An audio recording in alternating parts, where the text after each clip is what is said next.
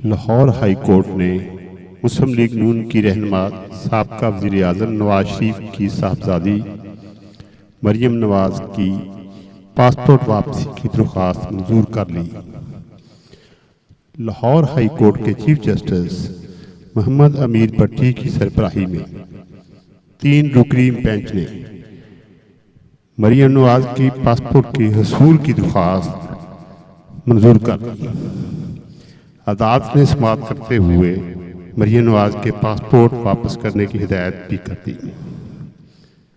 गुज़श्ता समाअत के मौके पर लाहौर हाई कोर्ट में नईब ने जवाब जमा कराया था कि मरियम नवाज के पासपोर्ट की जरूरत नहीं है, और नैब ने अदालत में जमा कराए गए जवाब में कहा था कि मरियम नवाज की दरख्वास्त में मौक़िफ़ बुनियादी हकूक़ के नफाज का है।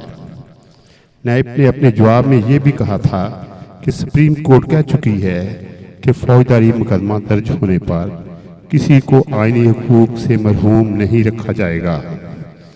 अदालत आलिया ने मरियम नवाज के पासपोर्ट के हसूल के लिए दरख्वास्त की समाअत 3 अक्टूबर तक मुलतवी कर दी थी, और आज समाअत हुई और मरियम नवाज का पासपोर्ट वापस कर दिया गया।